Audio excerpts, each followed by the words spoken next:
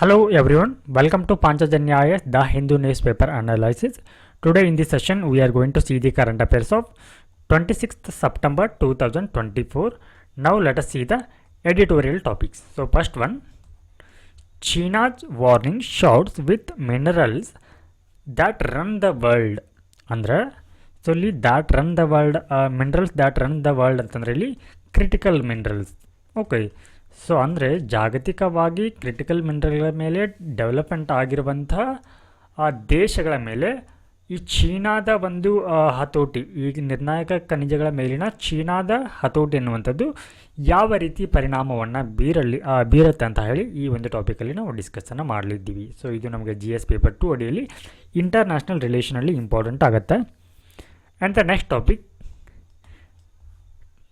Taking stock of global nuclear disarmament ಅಂತ. ಅಂದರೆ ಇದು ಜಾಗತಿಕ ಒಂದು ಪರಮಾಣು ಒಂದು ಶಸ್ತ್ರಾಸ್ತ್ರಗಳ ನಿರಸ್ತ್ರೀಕರಣ ಬಗ್ಗೆ ಇರುವಂಥ ಟಾಪಿಕ್ ಇದು. ಸೊ ಇದು ನಮಗೆ GS ಪೇಪರ್ 2 ಅಡಿಯಲ್ಲಿ ಅಗೇನ್ ಇಂಟರ್ನ್ಯಾಷನಲ್ ರಿಲೇಷನಲ್ಲಿ ಇಂಪಾರ್ಟೆಂಟ್ ಆಗುತ್ತೆ. And the next topic, how global warming affects forecasting. ಅಂದರೆ ಈ ಹವಾಮಾನ ಮುನ್ಸೂಚನೆಯ ಮೇಲೆ ಜಾಗತಿಕ ಒಂದು ತಾಪಮಾನ ಅನ್ನುವಂಥದ್ದು ಯಾವ ರೀತಿ ಪರಿಣಾಮವನ್ನು ಬೀರುತ್ತೆ ಅಂತ ಹೇಳಿ ಡಿಸ್ಕಸ್ಸನ್ನು ಮಾಡಲಿದ್ದೀವಿ. ಸೊ ಇದು ನಮಗೆ GS ಪೇಪರ್ 3 ಅಡಿಯಲ್ಲಿ ಎನ್ವಿರಾನ್ಮೆಂಟ್ನಲ್ಲಿ ಇಂಪಾರ್ಟೆಂಟ್ ಆಗುತ್ತೆ.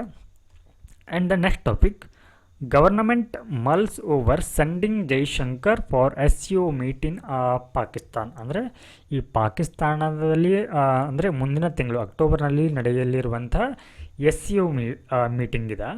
ಸೊ ಈ ಒಂದು ಮೀಟಿಂಗ್ಗೆ ಭಾರತದ ವಿದೇಶಾಂಗ ಮಂತ್ರಿ ಆಗಿರುವಂಥ ಜೈಶಂಕರ್ ಅವರನ್ನ ಕಳಿಸುವುದರ ಕುರಿತು ಸರ್ಕಾರ ಏನು ಮಾಡ್ತಾ ಇದೆ, ಅಲ್ಲಿ ಚಿಂತನೆಯನ್ನು ನಡೆಸ್ತಾ ಇದೆ. ಎಸ್, ಸೊ ಈ ಟಾಪಿಕ್ ಕೂಡ ನಮಗೆ GS ಪೇಪರ್ 2 ಅಡಿಯಲ್ಲಿ ಇಂಟರ್ನ್ಯಾಷನಲ್ ರಿಲೇಷನಲ್ಲಿ ಇಂಪಾರ್ಟೆಂಟ್ ಆಗುತ್ತೆ. And the next editorial topics, AP ಅಂತಂದರೆ Andhra Pradesh to ink pact with Karnataka to deploy kumkis in wild elephant affected area. ಅಂದರೆ ಇಲ್ಲಿ ಆಂಧ್ರ ಪ್ರದೇಶ ಕರ್ನಾಟಕ ಸರ್ಕಾರದೊಂದಿಗೆ ಒಂದು ಒಪ್ಪಂದವನ್ನು ಮಾಡಿಕೊಂಡಿದೆ.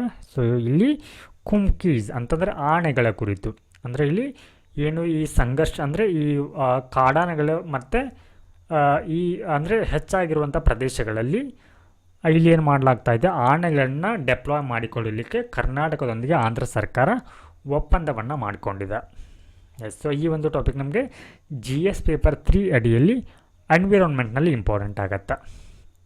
ಎಸ್, ಸೊ ನಾವು ಇವಾಗ ಪ್ರೀವಿಯಸ್ ಇಯರ್ನಲ್ಲಿ ಕೇಳಲಾಗಿರುವಂಥ ಒಂದು ಕ್ವಶನ್ಗೆ ಉತ್ತರವನ್ನು ನೋಡೋಣ. So question is, in India legal service authorities provide free legal service to which of the following types of citizen. ಅಂದರೆ ಭಾರತದಲ್ಲಿ ಈ ಕಾನೂನು ಸೇವಾ ಪ್ರಾಧಿಕಾರ ಅಂತ ಇದೆ. ಓಕೆ, ಸೊ ಈ ಕಾನೂನು ಸೇವಾ ಪ್ರಾಧಿಕಾರವು ಯಾವ ರೀತಿಯ ನಾಗರಿಕರಿಗೆ ಅದು ತನ್ನ ಫ್ರೀ ಅಂದರೆ ಉಚಿತ ಕಾನೂನು ನೆರವನ್ನು ನೀಡುತ್ತೆ ಅಂತ ಇಲ್ಲಿ ಕೇಳಿದ್ದಾರೆ. ಓಕೆ, ಎಸ್, ಸೊ ಇಲ್ಲಿ ಏನಂತಂದರೆ the legal service authority act ಅಂತ ಬರುತ್ತೆ. ಲೀಗಲ್ ಸರ್ವಿಸ್ ಅಥಾರಿಟಿ ಆ್ಯಕ್ಟ್ ಅಂತ. ಸೊ ಆ್ಯಕ್ಟ್ 1987 ಏನು ಹೇಳುತ್ತೆ ಅಂತಂದರೆ, ಸೊ ಈ ಒಂದು ಕಾಯ್ದೆಯಡಿ ಇಲ್ಲಿರುವಂಥ ಪ್ರೊವಿಷನ್ ಏನಂತಂದರೆ, ಇಲ್ಲಿ ಯಾವ ವ್ಯಕ್ತಿ ಎಷ್ಟು ಪ್ರಮಾಣದ ಆದಾಯವನ್ನು ಹೊಂದಿದರೆ ಆತನಿಗೆ ಉಚಿತ ಕಾನೂನು ನೆರವನ್ನು ನೀಡಬೇಕಂತ ಹೇಳಿ ಡಿಸೈಡ್ ಯಾರು ಮಾಡ್ತಾರೆ ಅಂತಂದರೆ, ಈ ಒಂದು ಕಾಯ್ದೆಯಡಿಯಲ್ಲಿ ರಾಜ್ಯ ಸರ್ಕಾರಗಳು ಡಿಸೈಡ್ ಮಾಡುತ್ತೆ. ಅಂದರೆ ಎಷ್ಟು ಪ್ರಮಾಣದ ಆದಾಯ ವಾರ್ಷಿಕ ಆದಾಯ ಇದ್ದರೆ ಅವರಿಗೆ ನಾವು ಉಚಿತ ಕಾನೂನು ನೆರವನ್ನು ನೀಡಬೇಕಂತ ರಾಜ್ಯ ಸರ್ಕಾರವು ಡಿಪೆಂಡ್ ಮಾಡುತ್ತೆ. ಓಕೆ, ಎಸ್, ಸೊ ಇಲ್ಲಿ ಇದರ ಪ್ರಕಾರ ಏನಂತಂದರೆ, ಯಾವುದೇ ಒಂದು ರಾಜ್ಯಗಳು 1 ಲಕ್ಷಕ್ಕಿಂತ ಅಂದರೆ ಭಾರತದಲ್ಲಿರುವಂಥ ಎಲ್ಲ ರಾಜ್ಯಗಳು ಕೂಡ ಉಚಿತ ಕಾನೂನು ನೆರವನ್ನು ಯಾರಿಗೆ ನೀಡುತ್ತೆ ಅಂತಂದರೆ 1 ಲಕ್ಷಕ್ಕಿಂತ ಕಡಿಮೆ ಇರುವ ವ್ಯಕ್ತಿಗಳಿಗೆ. ಓಕೆ, ಯಾವುದೇ ವ್ಯಕ್ತಿ ಇರಲಿ, ಆತನ ಒಂದು ವಾರ್ಷಿಕ ಆದಾಯ 1 ಲಕ್ಷಕ್ಕಿಂತ ಕಡಿಮೆ ಇದ್ದರೆ ಅವ್ರಿಗೆ ಏನು ಸಿಗುತ್ತೆ, ಇಲ್ಲಿ ಉಚಿತ ಕಾನೂನು ನೆರವು ಸಿಗುತ್ತೆ. ಸೊ ಹೀಗಾಗಿ ಈ ಒಂದು ಸ್ಟೇಟ್ಮೆಂಟನ್ನು ನೋಡೋದಾದರೆ, yes, so person with an annual income less than ₹1 lakh. So ಇದು ಕರೆಕ್ಟ್ ಆಗುತ್ತೆ. 1 ಲಕ್ಷಕ್ಕಿಂತ ಕಡಿಮೆ ಆದಾಯ ಇದ್ದರೆ ಅವರಿಗೆ ಉಚಿತ ಕಾನೂನು ನೆರವನ್ನು ನೀಡಲಾಗತ್ತೆ. ಎಸ್, ಸೊ ಸೆಕೆಂಡ್ ಸ್ಟೇಟ್ಮೆಂಟ್ ಏನಿದೆ ಅಂತಂದರೆ, transgender with an annual income of less than ₹2 lakh. So ಈ ರೀತಿಯ ಒಂದು ಕಾನೂನನ್ನ ಏನು ಹೊಂದಿದೆ ಅಂತಂದರೆ ಇಲ್ಲಿ ದೆಹಲಿ ಸರ್ಕಾರ, ದೆಹಲಿ ಗೌರ್ಮೆಂಟ್ ಏನು ಮಾಡಿದೆ ಅಂತಂದರೆ ಇದಕ್ಕೂ ಒಂದು ಮಿತಿಯನ್ನು, ಅಂದರೆ ತೃತೀಯ ಲಿಂಗಿಗಳಿಗೂ ಕೂಡ ಇವರು ತಮ್ಮ ವಾರ್ಷಿಕ ಆದಾಯವನ್ನು, ಅಂದರೆ ವಾರ್ಷಿಕ ಆದಾಯ ಇವ್ರದ್ದು 2 ಲಕ್ಷಕ್ಕಿಂತ ಕಡಿಮೆ ಇದ್ದರೆ ಇವ್ರಿಗೂ ಕೂಡ ಉಚಿತ ಕಾನೂನು ನೆರವನ್ನು ನೀಡುವಂಥ ಒಂದು ಪ್ರಾವಿಜನ್ನ ಹೊಂದಿದೆ. ಇನ್ನು ಥರ್ಡ್ ಸ್ಟೇಟ್ಮೆಂಟನ್ನು ನೋಡೋದಾದರೆ ಇಲ್ಲಿ OBCಗಳಿಗೆ okay, the member of other backward classes with an annual income of less than 3 lakh rupees ಅಂತ ಇದೆ.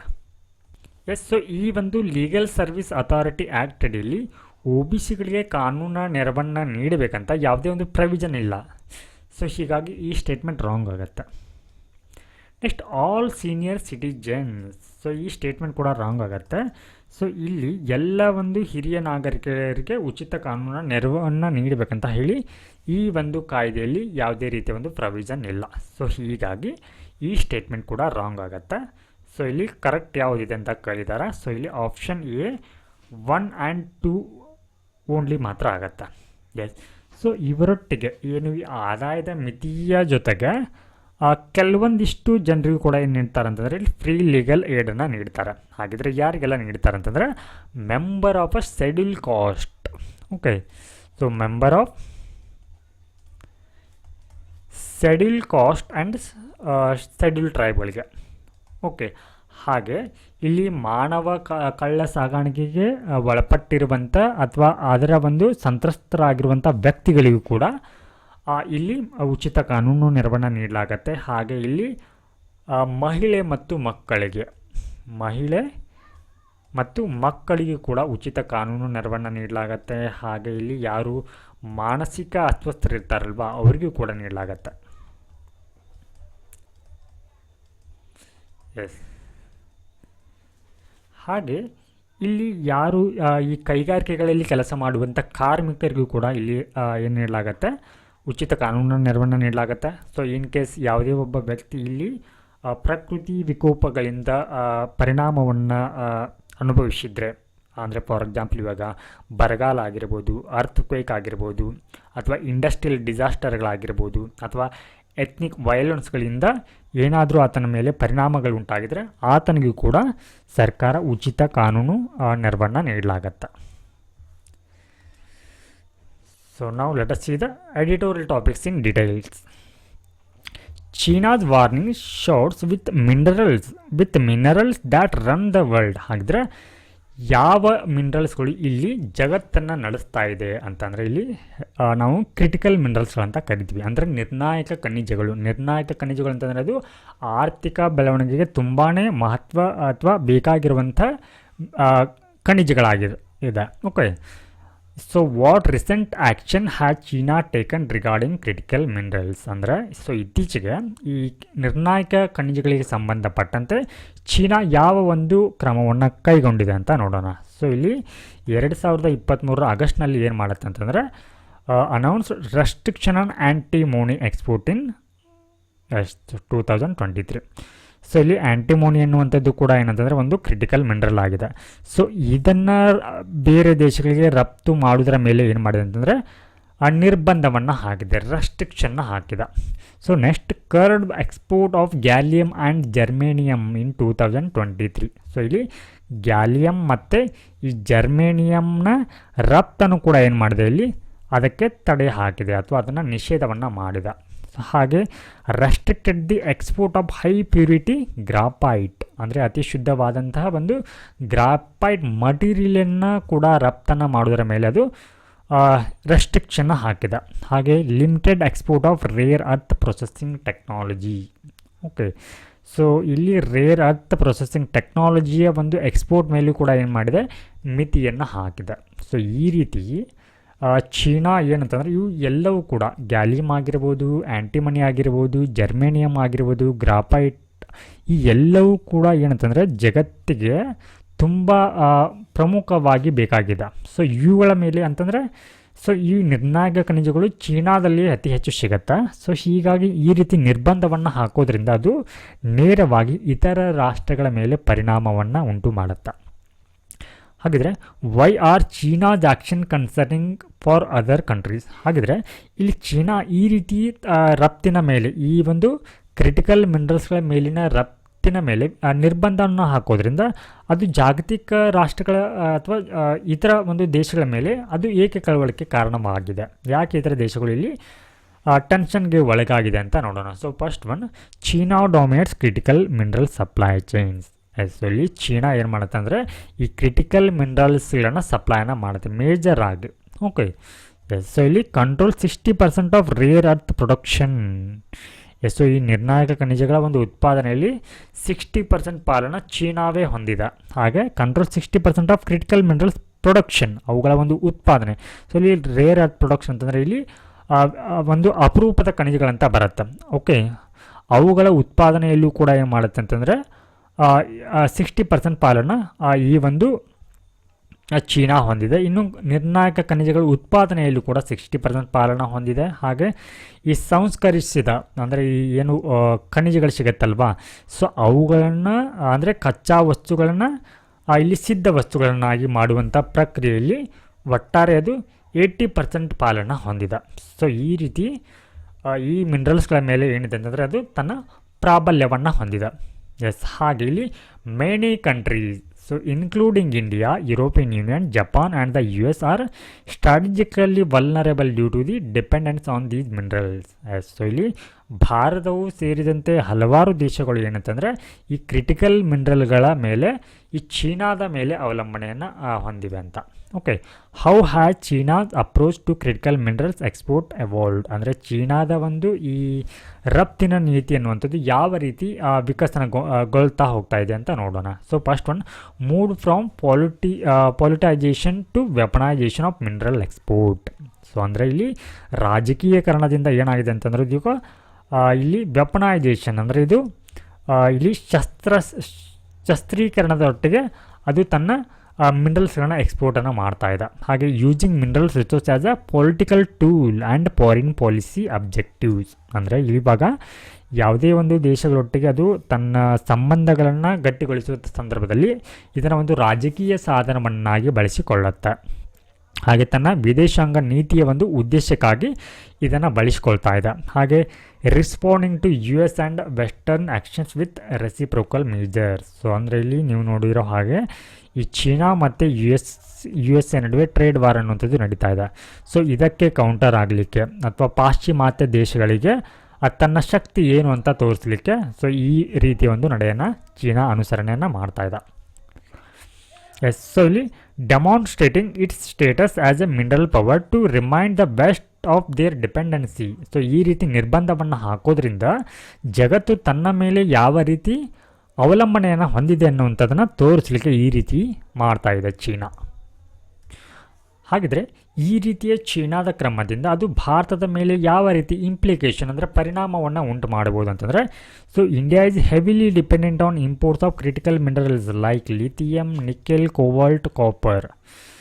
ಎಸ್, ಸೊ ಇಲ್ಲಿ ಪ್ರಿಲಿಮ್ಸ್ ಪರ್ಸ್ಪೆಕ್ಟಿವ್ನಲ್ಲಿ ನಮಗೆ ಈ ಕ್ರಿಟಿಕಲ್ ಮಿನರಲ್ಸ್ಗಳಲ್ಲಿ ಯಾವೆಲ್ಲ ಮಿನರಲ್ಸ್ಗಳು ಬರುತ್ತೆ ಅಂತ ಗೊತ್ತಿರಬೇಕಾಗತ್ತೆ. ಸೊ ಇಲ್ಲಿ ಇದನ್ನು ನೋಟ್ ಮಾಡ್ಕೊಳ್ಳಿ, lithium, nickel, cobalt and copper ಮೇಲೆ ಏನಾಗಿದೆ ಹೆಚ್ಚಿನ ಒಂದು ಅವಲಂಬನೆಯನ್ನು ಹೊಂದಿದೆ. ಸೊ ಇವುಗಳನ್ನು ಉತ್ಪಾದನೆ ಯಾರು ಮಾಡ್ತಾರೆ, ಇಲ್ಲಿ ಚೀನಾ ಮಾಡುತ್ತೆ.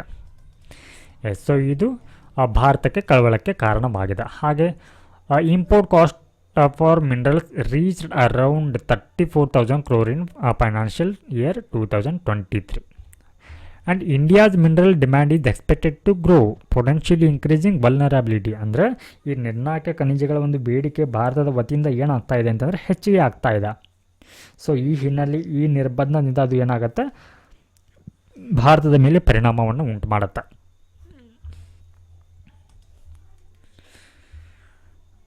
So next topic, taking stock of global nuclear ಡಿಸ್ಆರ್ಮ್ಮೆಂಟ್.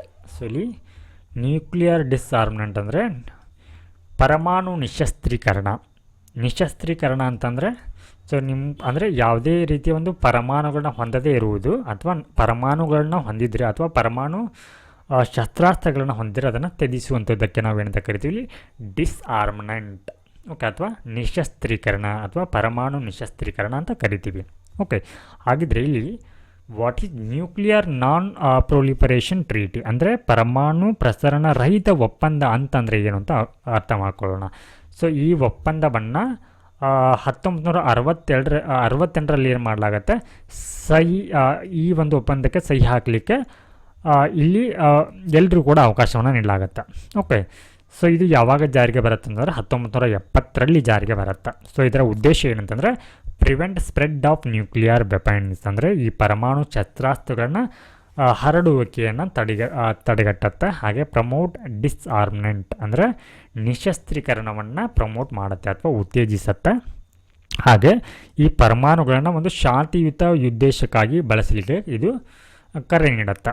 S, ಇಲ್ಲಿ ರೆಕಾಗ್ನೈಸಿಂಗ್ 5 ನ್ಯೂಕ್ಲಿಯರ್ ವೆಪನ್ ಸ್ಟೇಟ್ಸ್ ಅಂದರೆ ಇಲ್ಲಿ ಆ ಒಂದು ದೇಶಗಳು ಏನು ಮಾಡಿದೆ ಅಂತಂದರೆ ಪರಮಾಣು ಒಂದು ವೆಪನ್ಸ್ಗಳನ್ನ ಹೊಂದಿರೋದ್ರಿಂದ ಏನಾಗುತ್ತೆ ಇಲ್ಲಿ ಗುರುತಿಸಿಕೊಳ್ಳುತ್ತೆ. ಸೊ ಅದರಲ್ಲಿ ಮೇಜರ್ ಯಾವುದಂತಾರೆ US, ರಷ್ಯಾ, UK, ಫ್ರಾನ್ಸ್ ಮತ್ತು ಚೀನಾ ಆಗಿದೆ. ಸೊ ಇವೆಲ್ಲವೂ ಕೂಡ ನಮಗೆ ಯುನೈಟೆಡ್ ನೇಷನ್ ಸೆಕ್ಯೂರಿಟಿ ಕೌನ್ಸಿಲ್ನ P5 ದೇಶಗಳಾಗಿವೆ.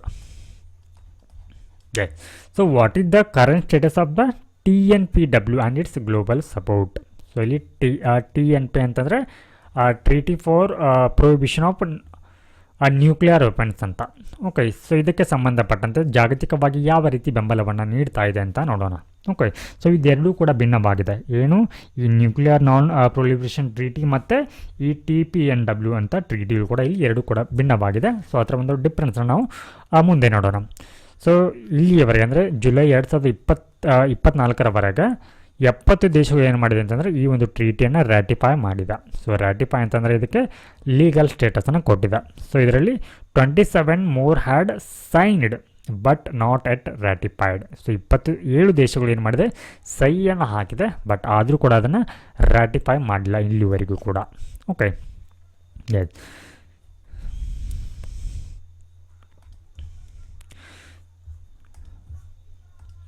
How had the concept of nuclear deterrence been challenged recently. ಅಂದರೆ ಏನು ಇವಾಗ ಟ್ರೀಟಿ ಇದೆ ಅಲ್ವಾ, ಈ ನಾನ್ ಪ್ರೊಲಿಫರೇಷನ್ ಟ್ರೀಟಿ ಅನ್ನುವಂಥದ್ದು ಇದ್ದರೂ ಕೂಡ ಸೊ ಇದಕ್ಕೆ ಹೇಗೆ ಸವಾಲು ಆಗ್ತಾ ಇದೆ ಅಂತ ನೋಡೋಣ. ಸೊ ಇಲ್ಲಿ ಇತ್ತೀಚೆಗೆ ಈ ರಷ್ಯಾ ಮತ್ತು ಉಕ್ರೇನ್ ವಾರ್ ನಡೆದಂಥ ಸಂದರ್ಭದಲ್ಲಿ ರಷ್ಯಾ ಉಕ್ರೇನ್ಗೆ ಏನು ಬೆದರಿಕೆಯನ್ನು ಹಾಕತ್ತೆ ಅಂತಂದರೆ ಉಕ್ರೇನ್ ಮೇಲೆ ಅದು ಪರಮಾಣು ದಾಳಿ ಮಾಡುವ ಒಂದು ಬೆದರಿಕೆಯನ್ನು ಹಾಕತ್ತೆ. ಸೊ ಈ ರೀತಿ ಬೆದರಿಕೆಯನ್ನು ಹಾಕಿದ್ರೂ ಕೂಡ ಈ ನಾನ್ ಪ್ರೊಲಿಫರೇಷನ್ ಟ್ರೀಟಿಯಲ್ಲಿ ಅಡಿಯಲ್ಲಿ ಈ ರಷ್ಯಾದ ಮೇಲೆ ಒಂದು ಯಾವುದೇ ಒಂದು ಕ್ರಮವನ್ನು ಅದು ಕೈಗೊಂಡಿಲ್ಲ. ಹಾಗೆ China publicly opposed Russia nuclear sabre rattling despite their friendship without limits. ಅಂದರೆ ಚೀನಾ ರಷ್ಯಾದೊಂದಿಗೆ ನಿಕಟವಾದ ಸಂಬಂಧವನ್ನು ಹೊಂದಿದೆ. ಓಕೆ, ಸೊ ಈ ಹೊಂದಿದ್ರೂ ಕೂಡ ಏನು ಮಾಡಿದೆ ಅಂದರೆ ರಷ್ಯಾದ ಈ ನಡೆಯನ್ನು ಅಂದರೆ ಈ ಉಕ್ರೇನ್ ಮೇಲೆ ಪರಮಾಣು ದಾಳಿಯ ಒಂದು ಏನು ದಾಳಿಯನ್ನು ಮಾಡುವಂಥ ದಾಳಿಯನ್ನು ಅದು ವಿರೋಧವನ್ನು ಮಾಡಿದ. ಹಾಗೆ these events contradict justification for continued nuclear possession. So ಈ ರೀತಿಯ ಒಂದು ಒಪ್ಪಂದ ಇದ್ದರೂ ಕೂಡ ಈ ರೀತಿಯ ಒಂದು ಬೆಳವಣಿಗೆ ಕೂಡ ಏನಾಗುತ್ತೆ ಅಂತಂದರೆ ಈ ಒಂದು ಒಪ್ಪಂದದ ಕುರಿತು ಸಂಶಯಗಳನ್ನ ಉಂಟು ಮಾಡುತ್ತೆ. ಸೊ ವಾಟ್ ಈಸ್ ಇಂಡಿಯಾದ stands on nuclear treaties and how does it relate to the TPNW. ಅಂದರೆ ಈ ನ್ಯೂಕ್ಲಿಯರ್ ಒಪ್ಪಂದಗಳಿಗೆ ಅಥವಾ ಪರಮಾಣು ಒಪ್ಪಂದಗಳ ಕುರಿತು ಭಾರತದ ನಿಲುವು ಏನಾಗಿದೆ ಅಂತ ನೋಡೋಣ. So India has not sign the NPT perceiving it as a discriminatory. Yes, so ಇಲ್ಲಿ ಈ NPTಗೆ ನಾನ್ ಪ್ರೊಲಿಫರೇಷನ್ ಟ್ರೀಟಿಗೆ ಭಾರತ ಇನ್ನೂ ಕೂಡ ಸಹಿಯನ್ನು ಹಾಕಿಲ್ಲ. ಸೊ ಇಲ್ಲಿ ರ್ಯಾಟಿಫೈ ಕೂಡ ಮಾಡಿಲ್ಲ, ಸಹಿಯನ್ನು ಹಾಕಿಲ್ಲ. ಸೊ ಇದು ಕೂಡ ಪ್ರಿಲಿಮ್ಸ್ನಲ್ಲಿ ಇಂಪಾರ್ಟೆಂಟ್ ಆಗುತ್ತೆ. ಈ ರೀತಿ ಸ್ಟೇಟ್ಮೆಂಟನ್ನು ಕೂಡ ಕೇಳಿರ್ತಾರೆ. Okay, yes. So perceiving it as a discriminatory ಅಂದರೆ ಇದನ್ನು ಯಾವ ರೀತಿ ನೋಡುತ್ತೆ ಅಂದರೆ ಈ ಒಂದು ಟ್ರೀಟಿಲಿ ತಾರತಮ್ಯ ಅಂತ ಕನ್ಸಿಡರ್ ಮಾಡುತ್ತೆ. ಯಾವ ರೀತಿ ಅಂತಂದರೆ ಕೆಲವೊಂದು ದೇಶಗಳಿಗೆ ಇದು ನ್ಯೂಕ್ಲಿಯರ್ ವೆಪನ್ಸನ್ನು ಹೊಂದಲಿಕ್ಕೆ ಅವಕಾಶವನ್ನು ನೀಡುತ್ತೆ. ಯಾವುದಂತಾರೆ ಇಲ್ಲಿ P5 ಅಂದರೆ ಯುನೈಟೆಡ್ ನೇಷನ್ ಸೆಕ್ಯೂರಿಟಿ ಕೌನ್ಸಿಲ್ನ 5 ಪರ್ಮನೆಂಟ್ ರಾಷ್ಟ್ರಗಳಿಗೆ ಇದು ಪರಮಾಣು ಶಸ್ತ್ರಾಸ್ತ್ರ ಹೊಂದಲಿಕ್ಕೆ ಅವಕಾಶವನ್ನು ಕೊಡುತ್ತೆ. ಆದರೆ ಇತರ ದೇಶಗಳಿಗೆ ಇದು ಏನು ಮಾಡುತ್ತೆ, ಇಲ್ಲಿ ಪರಮಾಣು ಪ್ರಸರಣವನ್ನು ಅಥವಾ ಪರಮಾಣು ಬಳಕೆಯನ್ನು ಅಥವಾ ಶಸ್ತ್ರಾಸ್ತ್ರಗಳ ಬಳಕೆಯನ್ನು ಇದು ಏನು ಮಾಡುತ್ತೆ, ನಿಷೇಧವನ್ನು ಹಾಕುತ್ತೆ. ಈ ರೀತಿ ತಾರತಮ್ಯದ ಕಾರಣದಿಂದಾಗಿ ಭಾರತ ಇದಕ್ಕೆ ಸಹಿಯನ್ನು ಹಾಕಿಲ್ಲ.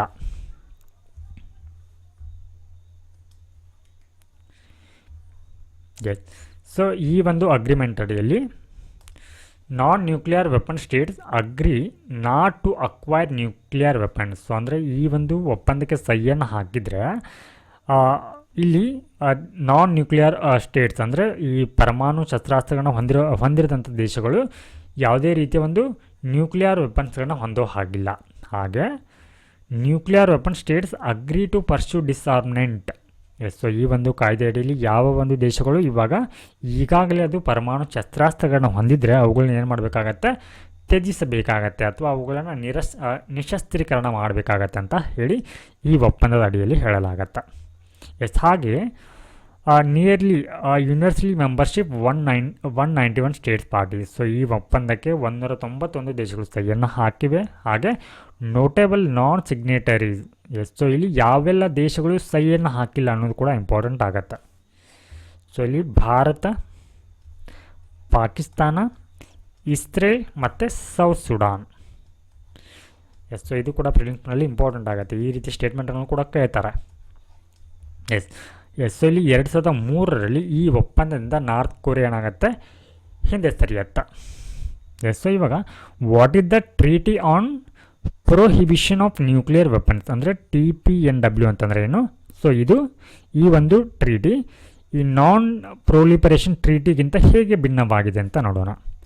So TPNW also known as the ban treaty. So ಇದನ್ನು ಬ್ಯಾನ್ ಟ್ರೀಟಿ ಅಂತ ಕೂಡ ಕರೀತಾರೆ. ಸೊ ಇದು 2021ರಲ್ಲಿ ಜಾರಿಗೆ ಬರುತ್ತೆ. TPNW is the first legally binding international agreement to comprehensively prohibit nuclear weapons. ಅಂದರೆ ಈ ಸಮಗ್ರವಾಗಿ ಅಂದರೆ ಎಲ್ಲ ಹಂತದಲ್ಲೂ ಕೂಡ ನ್ಯೂಕ್ಲಿಯರ್ ವೆಪನ್ಸ್ಗಳನ್ನ ನಿಷೇಧ ಮಾಡುವಂತಹ ಮೊದಲ ಒಂದು ಕಾನೂನುಬದ್ಧ ಅಂತಾರಾಷ್ಟ್ರೀಯ ಒಪ್ಪಂದವಾಗಿ ಈ ಒಪ್ಪಂದ ಕಂಡುಬರುತ್ತೆ. ಹಾಗೆ TNPW ಪ್ರೊಹಿಬಿಟ್ಸ್ ಡೆವಲಪಿಂಗ್ ಅಂದರೆ ಸೊ ಏನನ್ನು ನಿಷೇಧವನ್ನು ಮಾಡುತ್ತೆ ಅಂದರೆ ಅದು ನ್ಯೂಕ್ಲಿಯರ್ ಒಂದು ವೆಪನ್ಸ್ಗಳ ಒಂದು ಅಭಿವೃದ್ಧಿ, ಅವುಗಳ ಪರೀಕ್ಷೆ, ಅವುಗಳ ಉತ್ಪಾದನೆ, ಪ್ರೊಡ್ಯೂಸಿಂಗ್, ಸ್ಟಾಕ್ ಫಿಲ್ಲಿಂಗ್, ಅವುಗಳ ಸಂಗ್ರಹಣೆ, ಟ್ರಾನ್ಸ್ಫರಿಂಗ್, ಅವುಗಳ ವರ್ಗಾವಣೆ ಮತ್ತು ಅವುಗಳ ಬಳಕೆ, ಅವುಗಳ ಡೆಪ್ಲಾಯಿಂಗ್ ಅಂದರೆ ನಿಯೋಜನೆ, ಒಟ್ಟಾರೆ ಅವುಗಳನ್ನು ಅಥವಾ threatening to use of nuclear weapons ಅಂದರೆ ಬೆದರಿಕೆ ಹಾಕೋದನ್ನು, ಏನು ರಷ್ಯಾ ಈಗ ಉಕ್ರೇನ್ಗೆ ಏನು ಬೆದರಿಕೆಯನ್ನು ಹಾಕಿದೆ ಅಲ್ವಾ, ಆ ರೀತಿ ಬೆದರಿಕೆ ಹಾಕೋದನ್ನು ಕೂಡ ಏನು ಮಾಡುತ್ತೆ, ಇದು ನಿಷೇಧವನ್ನು ಮಾಡುತ್ತೆ. ಹಾಗೆ ಸೊ ಈ TPNW completely prohibits nuclear weapons. So ಇದು ಒಟ್ಟಾರೆ ಸಂಪೂರ್ಣವಾಗಿ ಏನು ಮಾಡುತ್ತೆ ಅಂದರೆ ಈ ನ್ಯೂಕ್ಲಿಯರ್ ವೆಪನ್ಸ್ಗಳನ್ನ ನಿಷೇಧವನ್ನು ಮಾಡುತ್ತೆ. ಬಟ್ ಇಲ್ಲಿ ಈ NPT ಅಂದರೆ ನಾನ್ ಪ್ರೊಲಿಫರೇಷನ್ ಟ್ರೀಟಿ ಅನ್ನುವಂಥದ್ದು ಕೆಲವೊಂದು ದೇಶಗಳಿಗೆ ಇದು ಅನುಮತಿಯನ್ನು ನೀಡುತ್ತೆ. ಯಾವ ರೀತಿ ಅಂದರೆ PIPA ಅಂತ ಹೇಳಿದ್ದೆ ಅಲ್ವಾ, ಆ ದೇಶಗಳಿಗೆ ಇದೇನು ಮಾಡುತ್ತೆ, ಅನುಮತಿಯನ್ನು ನೀಡುತ್ತೆ. ಬಟ್ ಈ TNPW ಏನು ಹೇಳುತ್ತೆ, ಇಲ್ಲಿ ಈ PIPA ದೇಶವು ಕೂಡ ಎಲ್ಲ ದೇಶಗಳು ಇಲ್ಲಿ ನಿಶಸ್ತ್ರೀಕರಣ ಮಾಡಬೇಕಂತ ಹೇಳುತ್ತೆ. So TPNW bans development, testing, production and use of nuclear weapons. NPT focus on preventing spread. So ಅಂದರೆ ಸೊ ಇದಕ್ಕಿರುವಂಥ ವ್ಯತ್ಯಾಸವನ್ನು ನೋಡಿ ಏನಂತಂದರೆ, ಸೊ ಇಲ್ಲಿ TPNW ಈ ಒಂದು ಟ್ರೀಟಿ ಅಡಿಯಲ್ಲಿ ಇಲ್ಲಿ ಯಾವುದೇ ರೀತಿ ನ್ಯೂಕ್ಲಿಯರ್ ವೆಪನ್ಸ್ಗಳನ್ನು ಹೊಂದೋದಾಗಿರಲಿ, ಅದನ್ನು ಅಭಿವೃದ್ಧಿ ಮಾಡೋದಾಗಲಿ ಅಥವಾ ಅದನ್ನು ಸ್ಟೋರ್ ಮಾಡ್ಕೊಳ್ಳೋದನ್ನು ಏನು ಮಾಡುತ್ತೆ, ನಿಷೇಧವನ್ನು ಮಾಡುತ್ತೆ. ಬಟ್ ಇಲ್ಲಿ NPT ಅಡಿಯಲ್ಲಿ ಏನಂತಂದರೆ ನೀವು ನ್ಯೂಕ್ಲಿಯರ್ ವೆಪನ್ಸ್ಗಳನ್ನು ಹೊಂದಬಹುದು, ಬಟ್ ಅದನ್ನು ಬೇರೆ ದೇಶಗಳಿಗೆ ಅದನ್ನು ಸ್ಪ್ರೆಡ್ ಅಥವಾ ಹರಡುವುದನ್ನು ಮಾತ್ರ ಏನು ಮಾಡುತ್ತೆ, ಇದು ಅದರ ಬಗ್ಗೆ ಮಾತ್ರ ಇದು ಗಮನವನ್ನು ನೀಡುತ್ತೆ. ಬಟ್ TPNW ಆ ರೀತಿ ಪ್ರಸರಣವನ್ನು ಕೂಡ ಅಥವಾ ಇಲ್ಲಿ ಯಾವುದೇ ದೇಶಗಳು ಸಂಪೂರ್ಣವಾಗಿ ನಿಶಸ್ತ್ರೀಕರಣ ಮಾಡುವುದನ್ನು ಒಳಗೊಂಡಿರುತ್ತೆ.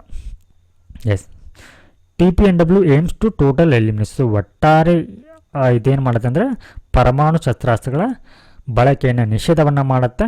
But NPT seeks disarmament but allows continued possession of by some ಅಂತಂದರೆ ಇಲ್ಲಿ ಕೆಲವೇ ರಾಷ್ಟ್ರಗಳು ಹೊಂದುವುದನ್ನು ಇದು ಅವಕಾಶವನ್ನು ನೀಡುತ್ತೆ. ಸೊ ಈ ರೀತಿ ನಾವು ಎರಡು ದೇಶಗಳ ನಡುವಿನ ಎರಡು ಒಂದು ಒಪ್ಪಂದಗಳ ನಡುವೆ ಡಿಫ್ರೆನ್ಸನ್ನು ನೋಡ್ಬೋದು. ಹಾಗೆ no nuclear arm states have joined TPNW. So ಇಲ್ಲಿ ನ್ಯೂಕ್ಲಿಯರ್ ಆರ್ಮ್ ಸ್ಟೇಟ್ಸ್ ಅಂದರೆ ಯಾವುದೆಲ್ಲ ಬರುತ್ತೆ, ಇಲ್ಲಿ ನ್ಯೂಕ್ಲಿಯರ್ ವೆಪನ್ಸ್ಗಳನ್ನ ಹೊಂದಿರುವಂಥ ಸ್ಟೇಟ್ಗಳು ಈ ಒಪ್ಪಂದಕ್ಕೆ ಸಹಿಯನ್ನು ಹಾಕಿಲ್ಲ ಅಥವಾ ಇದಕ್ಕೆ ಜಾಯ್ನ್ ಆಗಿಲ್ಲ.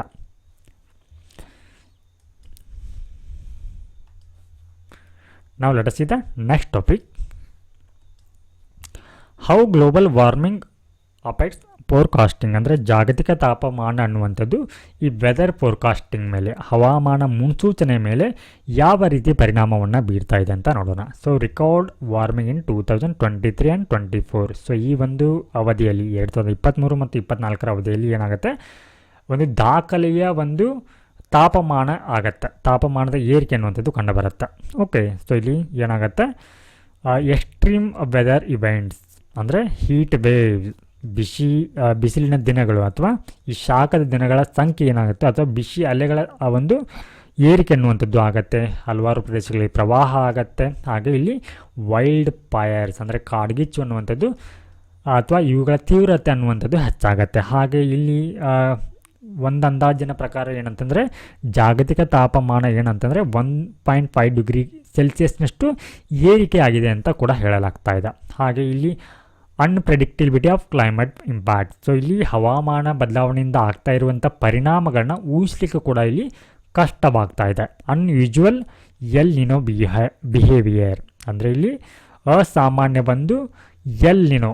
ಓಕೆ, ಇದರ ವರ್ತನೆ ಯಾವ ರೀತಿ ಇದೆ ಅಂತಂದರೆ, ಸೊ 2023ರಲ್ಲಿ ಕೂಡ ಏನು ಮಾಡಲಾಗಿತ್ತು ಅಂದರೆ ಈ ಎಲ್ ನಿನೋ ಉಂಟಾಗಲಿದೆ ಅಂತ ಹೇಳಿ ಊಹೆಯನ್ನು ಮಾಡಲಾಗಿತ್ತು ಅಥವಾ ಮುನ್ಸೂಚನೆಯನ್ನು ಕೊಡಲಾಗಿತ್ತು. But its impact was stronger than the expected. ಅಂದರೆ ಏನು ಊಹೆಯನ್ನು ಮಾಡಲಾಗಿತ್ತಲ್ವಾ, ಸೊ ಇದರ ಒಂದು ಪರಿಣಾಮ ಎಷ್ಟು ಪ್ರಮಾಣದಲ್ಲಿ ಆಗಲಿದೆ ಅನ್ನೋದಕ್ಕಿಂತ ಏನಾಗಿದೆ, ಜಾಸ್ತಿಯ ಒಂದು ಪರಿಣಾಮ ಇದಾಗಿದೆ ಅಂತ. ಅಂದರೆ ಊಹೆಯನ್ನು ಮಾಡಿದ್ದಕ್ಕಿಂತ ಏನಾಗಿದೆ, ಇಲ್ಲಿ ಹೆಚ್ಚಿನ ಒಂದು ಪರಿಣಾಮ ಉಂಟಾಗಿದೆ. Yes, so leading to higher than anticipated warming pattern such as the 2022. So ಅಂದರೆ ಈ ಇತರ ಪರಿಣಾಮಗಳೇನು 2023ರಲ್ಲಿ ಆದ ಈ ಒಂದು ಎಲ್ ನಿನೋನ ಪರಿಣಾಮಗಳು ಏನಾದವು ಅಂತಂದರೆ ಇಲ್ಲಿ. ಸೊ ಹಾಗೆ 2027ರಲ್ಲೂ ಕೂಡ ಏನಾಗುತ್ತೆ, ಇಲ್ಲಿ ಈ ತೊಂಗ ಹಾ ಅಪೈ ಅಂತ ವೋಲ್ಕ್ಯಾನೋ ಇದು. ಓಕೆ, ಸೊ ಇದರ ಹೆಸರು ಹೇಗಿದೆ ನೋಡಿ, ತೊಂಗ ಹಾ ಅಪೈ ಅಂತ ಹೇಳಿ. ಓಕೆ, ಇದೊಂದು ವೋಲ್ಕ್ಯಾನಿಕ್ ಹೆಸರಿದು. ಸೊ ಇದು ಎರಪ್ಟ್ ಆಗುತ್ತೆ. ಓಕೆ, ಹಾಗೆ CO2 from wildfires may have contributed. So ಇಲ್ಲಿ ಕಾಡ್ಗಿಚ್ಚಿನಿಂದ ಏನಾಗಿದೆ ಅಂತಂದರೆ ಇಲ್ಲಿ CO2 ಎಮಿಷನ್ ಅನ್ನುವಂಥದ್ದು ಹೆಚ್ಚಾಗಿದೆ. ಸೊ ಈ ರೀತಿ ಹವಾಮಾನ ಬದಲಾವಣೆಗಳಿಂದ ಏನಾಗ್ತಾ ಇದೆ ಅಂತಂದರೆ, ಏನು ಅರ್ಲಿ ಪ್ರೆಡಿಕ್ಷನ್ ಮಾಡಿದರೂ ಕೂಡ ಆ ಒಂದು ಪ್ರೆಡಿಕ್ಷನ್ನ ಮೀರಿ ಏನಾಗ್ತಾ ಇದೆ ಅಂತಂದರೆ ಈ ಬದಲಾವಣೆಗಳು ಕಂಡು ಬರ್ತಾ ಇದೆ. ಹಾಗೆ ಎರೆಟಿಕ್ ಮಾನ್ಸೂನ್ ಪ್ಯಾಟರ್ನ್ಸ್ ಅಂದರೆ ಮಾನ್ಸೂನ್ನ ಒಂದು ಪ್ಯಾಟರ್ನ್ಗಳಲ್ಲಿ ಏನಾಗ್ತಾ ಇದೆ, ಇಲ್ಲಿ ಬದಲಾವಣೆಗಳು ಅನ್ನುವಂಥದ್ದು ಕಾಣ್ತಾ ಇದೆ. So in 2023 India experienced and irregular monsoon season. So 2023ರಲ್ಲಿ ಸರಿಯಾದ ಪ್ರಮಾಣದ ಮಳೆಗಾಲ ಅನ್ನುವಂಥದ್ದು ಆಗಲಿಲ್ಲ. With some areas facing. Yes, so ಕೆಲವೊಂದು ಪ್ರದೇಶಗಳಲ್ಲಿ ಬರಗಾಲ ಉಂಟಾದರೆ ಕೆಲವೊಂದು ಪ್ರದೇಶಗಳಲ್ಲಿ ಏನಾಗುತ್ತೆ, ಪ್ರವಾಹ ಅನ್ನುವಂಥದ್ದು ಉಂಟಾಗತ್ತೆ. Yes, despite prediction the 2024 monsoon is emerging as a surplus years. Yes, so ಇಲ್ಲಿ 2024ರ ಮಾನ್ಸೂನ್ ಕೂಡ ಒಂದು ನಾರ್ಮಲ್ ಲೆವೆಲಲ್ಲಿ ಇರಲಿದೆ ಅಂತ ಹೇಳಿ ಪ್ರೆಡಿಕ್ಷನ್ ಮಾಡಿದರೂ ಕೂಡ ಏನಾಗಿದೆ ಅಂತಂದರೆ ಸರ್ಪ್ಲಸ್ ಇಯರ್ ಅಂದರೆ ಹೆಚ್ಚಿನ ಪ್ರಮಾಣದ ಒಂದು ಮಳೆ ಆಗಿರೋದನ್ನು ನಾವು ಇಲ್ಲಿ ನೋಡ್ಬೋದು. ಹಾಗೆ ಚಾಲೆಂಜಸ್ ಇನ್ ಕ್ಲೈಮೇಟ್ ಪ್ರೆಡಿಕ್ಷನ್. ಹಾಗಾದರೆ ಇಲ್ಲಿ ಹವಾಮಾನ ಒಂದು ಮುನ್ಸೂಚನೆಯಲ್ಲಿ ಏನೆಲ್ಲ ಸವಾಲುಗಳು ಎದುರಾಗ್ತಾ ಇದೆ ಅಂತಂದರೆ ಇಲ್ಲಿ prediction of weather pattern. So ಅಂದರೆ ವಾತಾವರಣದ ಒಂದು ಮಾದರಿಗಳನ್ನು ಊಹೆ ಮಾಡುವುದರ ಕುರಿತು, ಹಾಗೆ ಇನ್ಕ್ಲೂಡಿಂಗ್ ಹರಿಕೇನ್ಸ್ ಆಗಿರ್ಬೋದು, ಮಾನ್ಸೂನ್ ಮತ್ತು ಎಲ್ ನಿನೋದ ಬಿಹೇವಿಯರನ್ನು ಅಥವಾ ವರ್ತನೆಯನ್ನು ಅರ್ಥ ಮಾಡಿಕೊಳ್ಳಲಿಕ್ಕೆ ಇಲ್ಲಿ ಏನಾಗ್ತಾ ಇದೆ, ಕಠಿಣವಾಗ್ತಾ ಇದೆ. ಸೊ ಹೀಗಾಗಿ this rise is concern about the future of climate prediction accuracy. ಅಂದರೆ ಈ ಹಿಂದೆ ಹವಾಮಾನ ಮುನ್ಸೂಚನೆಗಳೆಲ್ಲ ಏನಾಗ್ತಾ ಇದೆ, ಇವಾಗ ತಲೆ ಕೆಳಗಾಗ್ತಾ ಇದೆ ಅಲ್ವಾ. ಸೊ ಹೀಗಾಗಿ ಈಗ ಇರುವಂಥ ಕಾಳಜಿ ಏನಂತಂದರೆ ಮುಂಬರುವ ದಿನಗಳಲ್ಲಿ ಯಾವ ರೀತಿ ಅಪಾಯಗಳು ಎದುರಾಗಬಹುದು ಅಥವಾ ಈ ರೀತಿಯ ಒಂದು ಅಥವಾ ಈ ಹವಾಮಾನ ಪ್ರೆಡಿಕ್ಷನ್ ಅನ್ನುವಂಥದ್ದು ಎಷ್ಟು ಪ್ರಮಾಣದಲ್ಲಿ ಅದು ನಿಖರತೆಯನ್ನು ಹೊಂದಬಹುದು ಅನ್ನೋಂಥರ ಕುರಿತು ಏನಾಗಿದೆ ಇಲ್ಲಿ ಕಾಳಜಿ ಅನ್ನುವಂಥದ್ದು ರೈಸ್ ಆಗಿರುವಂಥದ್ದು.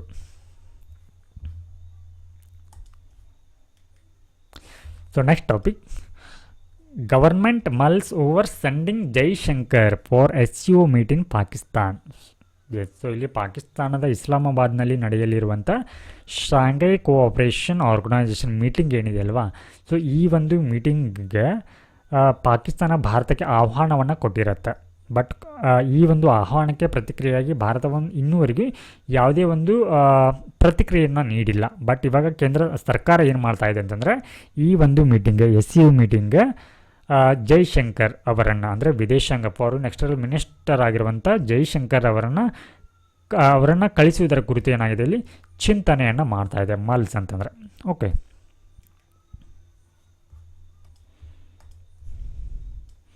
ಸೊ ಇಂಡಿಯಾದ potential participation in SCO meeting, ಅಂದರೆ ಸಾಧ್ಯತೆಗಳು ಏನಿದೆ ಅಂತ ನೋಡೋಣ. The Indian government is considering sending external affairs minister S Jaishankar to Pakistan for the Shanghai cooperation Organisation heads of government meeting scheduled for October 15-16, 2024 in Islamabad. So ಇಲ್ಲಿ ಇಸ್ಲಾಮಾಬಾದ್ನ ಪಾಕಿಸ್ತಾನದ ಪ್ರದೇಶದಲ್ಲಿ ಏನಾಗಲಿದೆ ಅಂತಂದರೆ October 15-16 ಈ ಶಾಂಘೈ ಕೋಆಪರೇಷನ್ ಆರ್ಗನೈಸೇಷನ್ ಮೀಟಿಂಗ್ ಅನ್ನುವಂಥದ್ದು ಇಲ್ಲಿದೆ.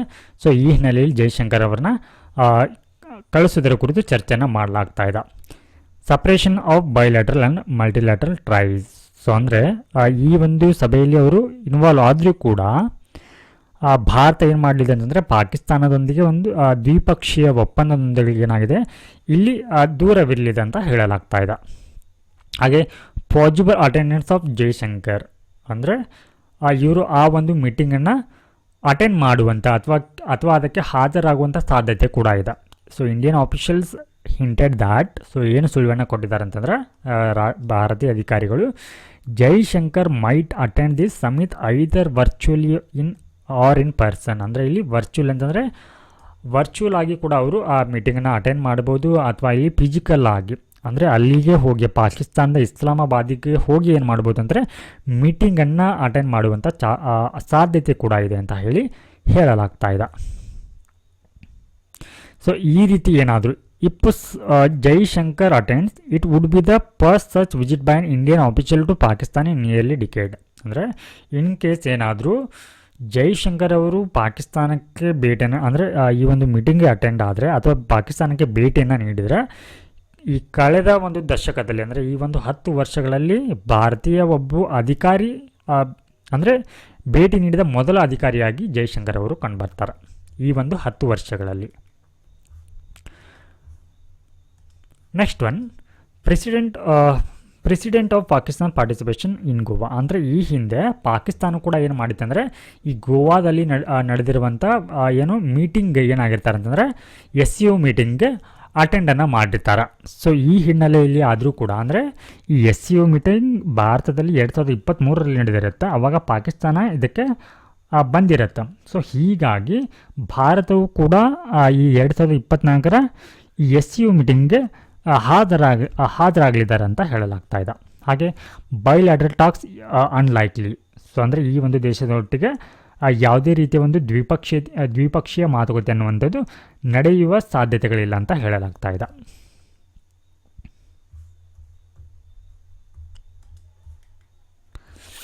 Next topic, AP to ink pact with Karnataka to deploy kumkis in wild elephant affected area.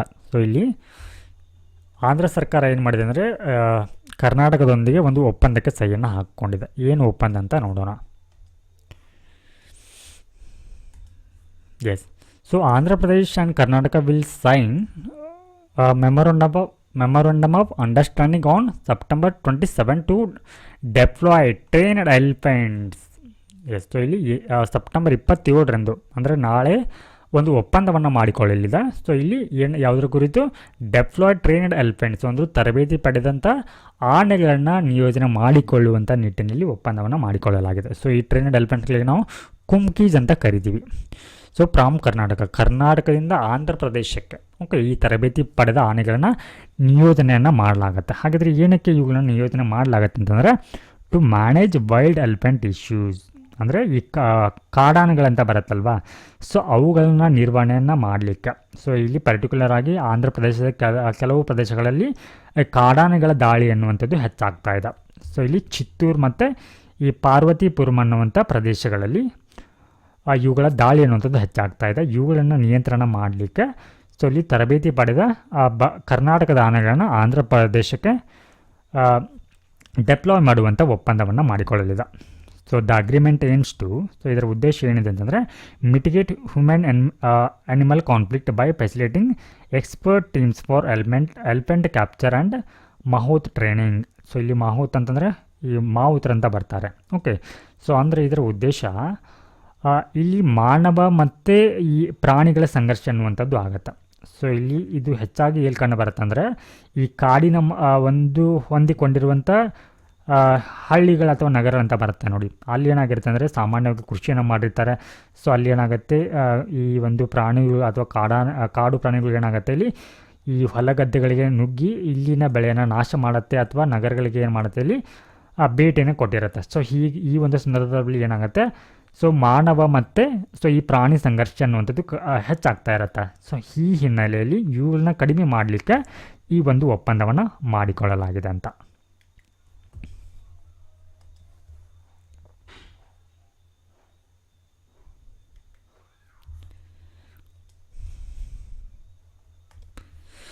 So ಇಲ್ಲಿ ಟ್ರೈನಿಂಗ್ ಆ್ಯಂಡ್ ಕೆಪಾಸಿಟಿ ಬಿಲ್ಡಿಂಗ್.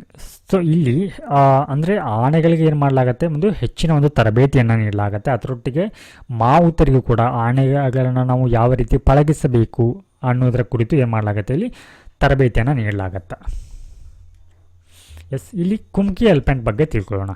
ಏನಿದು ಕುಮ್ಕಿ ಅಂತಂದರೆ, kumki comes from the Persian word kumak. So ಅಂದರೆ ಈ ಪರ್ಷಿಯನ್ ಪದವಾದಂಥ ಕುಮಕ್ ಪದದಿಂದ so ಈ ಒಂದು ಪದ ಹುಟ್ಕೊಂಡಿದೆ. ಸೊ ಇದರ ಅರ್ಥ ಏಡ್ ಅಂತ, ಅಂದರೆ ಸಹಾಯ. ಕುಮ್ಕಿ ಅಂತಂದರೆ ಸಹಾಯ. ಸೊ ಇಲ್ಲಿ ಕುಮ್ಕಿ ಎಲಿಫೆಂಟ್ ಅಂದರೆ ಸಹಾಯಕ್ಕೆ ಬರುವಂಥ ಎಲಿಫೆಂಟ್, ಇದು ಸಹಾಯಕ್ಕೆ ಬರುವಂಥ ಆನೆ. This name is use all over India. So ಈ ಒಂದು ಪದವನ್ನು ಎಲ್ಲ ಕಡೆಯಲ್ಲೂ ಬಳಸ್ತಾರೆ. ಸೊ ಬೆಂಗಾಲ್ ಟು ತಮಿಳುನಾಡಿನವರೆಗೆ ಈ ಒಂದು ಪದ ಬಳಕೆಯಲ್ಲಿರುವುದನ್ನು ನೋಡ್ಬೋದು. ಹಾಗೆ these are trained captive Asian elephant. So ಅಂದರೆ ಇವುಗಳನ್ನು ತರಬೇತಿ ನೀಡಿದಂಥ ಒಂದು ಏಷ್ಯನ್ ಎಲಿಫೆಂಟ್ ಆಗಿವೆ ಇವು. Okay, they help in patrolling and rescue operation, ಅಂದರೆ ಗಸ್ತನ್ನು ತಿರುಗಲಿಕ್ಕೆ, ಹಾಗೆ ಇಲ್ಲಿ ಸಂರಕ್ಷಣೆ ಅಥವಾ ರೆಸ್ಕ್ಯೂ ಮಾಡುವಂಥ ಸಂದರ್ಭದಲ್ಲಿ ಇವುಗಳನ್ನು ಬಳಕೆಯನ್ನು ಮಾಡಲಾಗತ್ತೆ. For example, when any wild elephant gets hurt, ಅಂದರೆ ಇನ್ ಕೇಸ್ ಏನಾದರೂ ಯಾವುದಾದ್ರೂ ಆನೆಗೆ ಇಲ್ಲಿ ತೊಂದರೆಗಳಾದಂಥ ಸಂದರ್ಭದಲ್ಲಿ ಅಥವಾ ಗಾಯಗಳಾದಂಥ ಸಂದರ್ಭದಲ್ಲಿ ಈ ಕುಮ್ಕಿ ಆನೆಯನ್ನು ಮೆಡಿಕಲ್ ವೈದ್ಯಕೀಯ ಒಂದು ಬೆಂಬಲವನ್ನು ನೀಡಲಿಕ್ಕೆ ಇವುಗಳನ್ನ ಬಳಸಿಕೊಳ್ಳಲಾಗತ್ತೆ. ಸೊ ಇಲ್ಲಿ ಇದರರ್ಥ ಈ ಒಂದು ತರಬೇತಿ ಪಡೆದ ಆನೆಗಳು ಆ ಒಂದು ಆನೆಗಳ ಬಳಿ ಇದ್ದಾಗ ಅವು ಯಾವುದೇ ರೀತಿಯ ಒಂದು ಪ್ರತಿರೋಧವನ್ನು ಒಡ್ಡೋದಿಲ್ಲ ಮಾನವರಿಗೆ. ಸೊ ಹೀಗಾಗಿ ಇವುಗಳನ್ನ ಇಲ್ಲಿ ಬಳಸಿಕೊಳ್ಳಲಾಗತ್ತೆ.